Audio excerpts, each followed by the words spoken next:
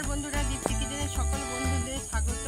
অন্যদিনের মতো আজ একটা রেসিপি আমাদের সামনে হাজির করছি।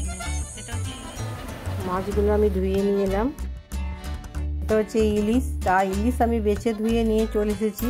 এবার এটাকে আমি ভালো করে নুন হলুদ মাখিয়ে নিচ্ছি। আর এই ইলিশ আমাদের খুবই পছন্দের একটা রেসিপি। আজকে আমি বানাবো সর্ষে ইলিশ। আমি এক মিক্সিতে সর্ষে নিয়ে নিচ্ছি, কালো সর্ষে 4-5 চামচ।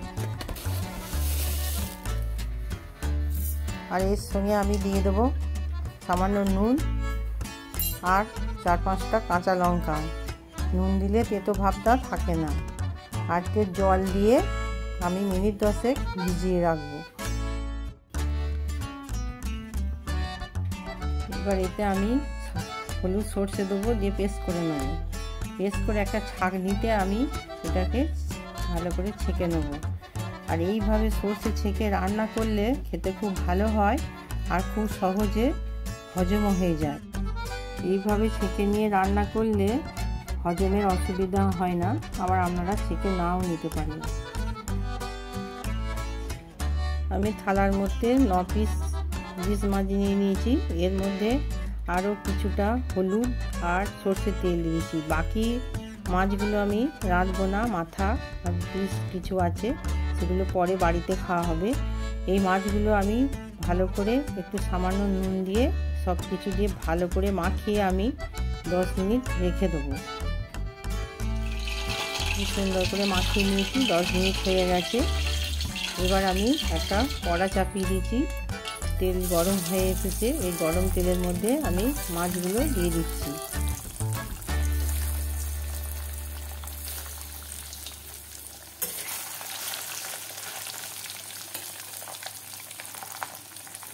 এই মাছগুলো আমি সব দিয়ে একটু হালকা করে আমি ভেজে নেব। খুব বেশি কড়া করে ভাজবো না, একটু হালকা করে আমি ভেজে নেব। অনেকে কাঁচা মাছেরই সর্ষে ইউজ করে, কিন্তু আমি একটু হালকা করে ভেজে নিয়ে তৈরি করব। এইভাবে ভেজে নিয়েছি। আমি এবার একটা জায়গায় তুলে নিচ্ছি।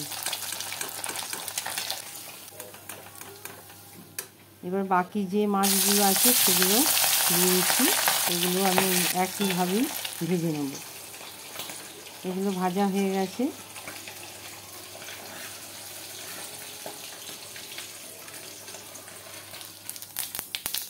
গরম তেলের মধ্যে জিরে আর কাঁচা লঙ্কা দিয়ে দিলাম। এতে 20-30 সেকেন্ড ভেজে নেওয়ার পর আমি সর্ষে বাটা এর মধ্যে দিয়ে দিলাম। এবার পরিমাণ মতো এতে হলুদ গুঁড়ো দিয়ে দিলাম, লবণ দিয়ে দিলাম পরিমাণ মতো। এবার ভালো করে এগুলো মিশিয়ে নিলাম।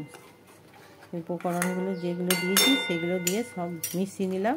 বাটি ধোয়ার জল দিয়ে দিলাম কিছুটা। এর মধ্যে একটু চিনি দিয়ে দিলাম, আর একটু জল দিয়ে দিলাম। দিয়ে এবার একটু হালকা ফুটে এলেই এর মধ্যে আমি মাছগুলো দিয়ে দিচ্ছি। ইলিশ মাছগুলো দিয়ে দিচ্ছি। প্রতিটা মাছই আমি এর মধ্যে দিয়ে দেবো। এবার আমি ঢাকা দিয়ে 5 মিনিট ফুটিয়ে নেব। খুব সুন্দর একটা গন্ধ আসছে। সর্ষে ইলিশে কাঁচা তেল দিলে খেতে খুবই ভালো লাগে। তাই উপর থেকে আমি একটু কাঁচা সর্ষের তেল ছড়িয়ে দিলাম। দিয়ে একটু সামান্য একটু ফুটিয়ে নেব। দিয়ে এটাকে 5 মিনিট রেখে দিয়ে এটাকে পরিবেশন করব। আমার তৈরি হয়ে গেল আজকে সর্ষে ইলিশ। গরম ভাতের সাথে খেতে দারুণ লাগে। আমি একটা প্লেটের মধ্যে আমি তুলে নিচ্ছি।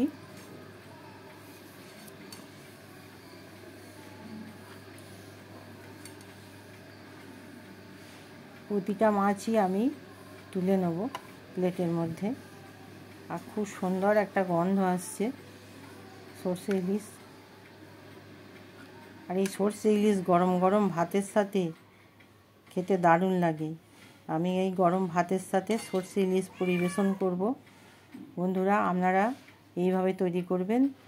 আর দীপ্তি কিচেনকে অবশ্যই একটা লাইক, শেয়ার, সাবস্ক্রাইব করবেন। কমেন্ট করতে ভুলবেন না। ধন্যবাদ।